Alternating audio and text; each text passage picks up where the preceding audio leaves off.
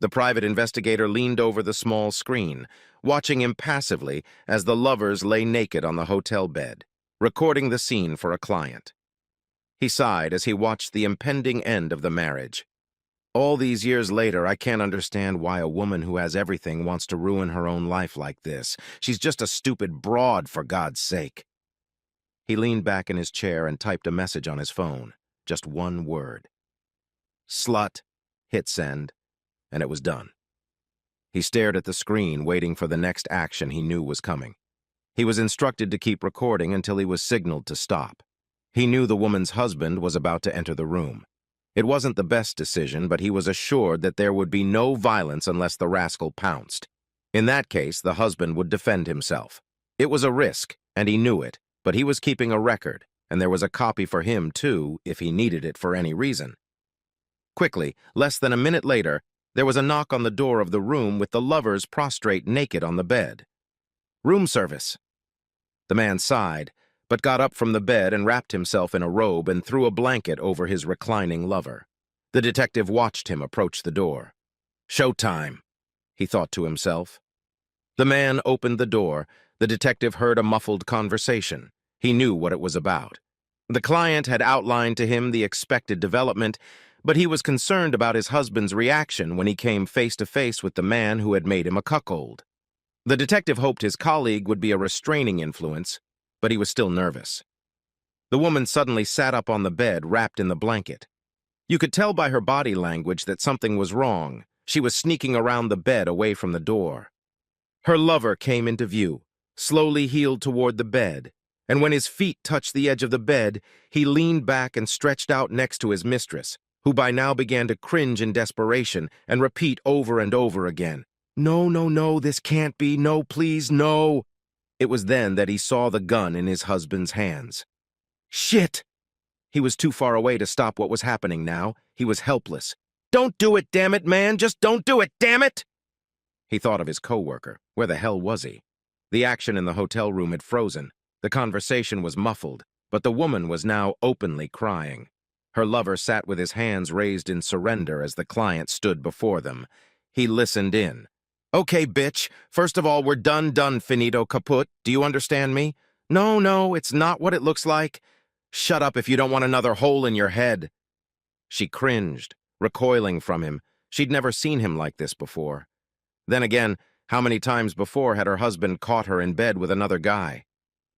His eyes drilled her as she sat wrapped in the hotel blanket. Her lover dared her for a split second and made a frantic movement toward her husband. The husband, who was praying for any excuse, lightning fast, put the barrel of the gun to his head. A satisfying crack brought a grim smile to the husband's face. The woman saw it and shuddered. Her scream tensed her husband. He pointed the gun at her head, his eyes wild. Listen, I've already got everything I need to divorce your ass and ruin that bastard. The only thing I haven't taken care of yet is a damn good whipping for you two. Just don't give me any more reason. Sit still and be quiet. He paused, as if trying to calm himself down. I'm not prone to violence. He smiled, waving the gun in front of his lovers. Anyway, I've decided that you both will pay and pay dearly for your adultery. There's no way you cheap wench is going back to the house. You have no business being there. And I don't want any more cheaters. All your belongings, whatever they may be, are already packed and on their way to your sister. You have no money, no credit cards, nothing. Understand? The woman just looked at him, stunned. Understand? He swung the gun again. Yeah, I understand, but what about... She started. I don't need your questions. I'll decide for myself what you need to know. Is that understood? She nodded slowly. Though at that moment everything was jumbled up in her head, she was in shock. The kids are fine, by the way, thanks for asking. They already know what a cheating broad their mother is, so don't expect any sympathy from them. I'd give them a few years to calm down if I were you. They were pretty upset when they found out you and that asshole had sex in our bedroom a few weeks ago. Yes, dear Rebecca, they saw and heard you.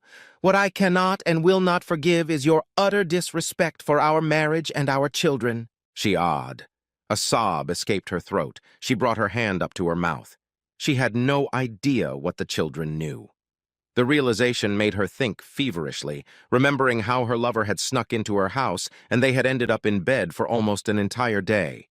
She hadn't seen her children that day, hadn't seen them stay out late, and then come home looking sullen and withdrawn. She also didn't notice how brooding and upset her husband was, because she was too busy scheming and thinking about herself and her lover. He stared at her, allowing the words to penetrate her mind. "Oh, did I mention that the rogue's wife also knows all about you two? Well, that will be a nice surprise you can give your lover when he comes to his senses. We used the same legal team for our divorces, still saving money." She awed again when a groan from the floor meant her lover was coming to his senses.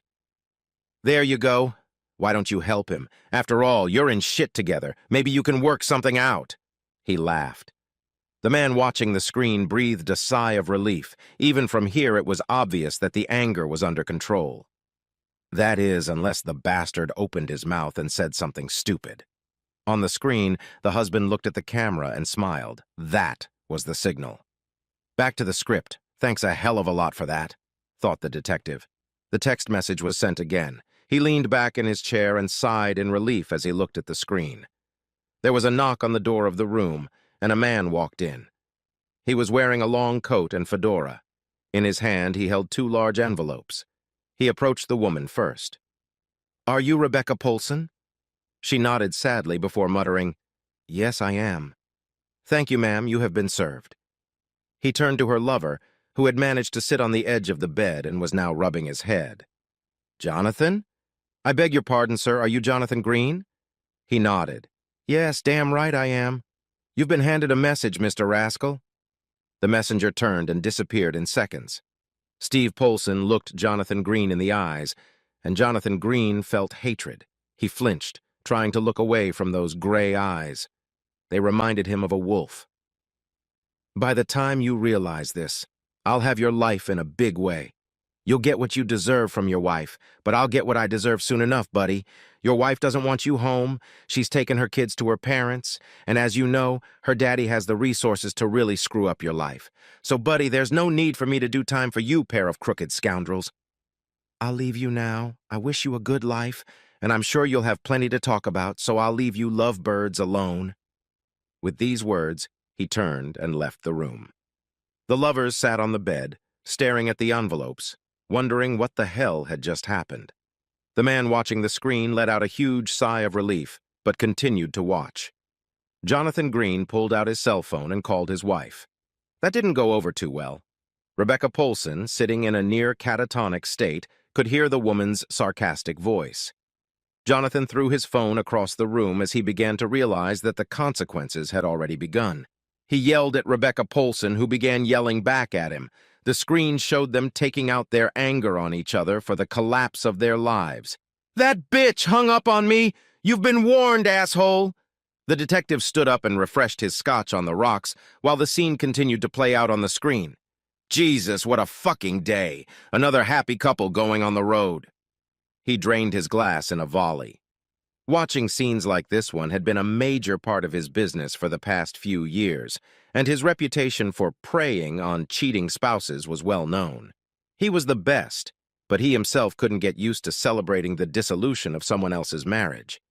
Scenes from his own experience when he had discovered his wife with his brother began to replay in his mind. He poured himself another, remembering that it had ended badly, too. He hadn't spoken to his brother since that day. His wife tried to pass it off as a one-time thing. It was just sex and blah, blah, blah. He had heard it all so many times in the years since then. He couldn't move past it, forgive her or forget her. He just walked away, divorced her. Had he done the right thing? Hell yes. But damn it, it hurt like hell, and it still hurt. Even after 15 years, it still hurt. He knew how Steve Polson would feel when he woke up alone in the morning. While the chase was on, it distracted the stalker from the real pain of loneliness. You stupid fool, if you cared even a little bit, you would ask yourself why. Why? Now your pain is just beginning. He reached over, turned off the connection, and started to shut everything down. His cell phone rang. He opened it and asked, "Steve, are you okay? You had me worried for a bit." "Yes, I have everything written down and will have it ready for you tomorrow. See you then. Bye."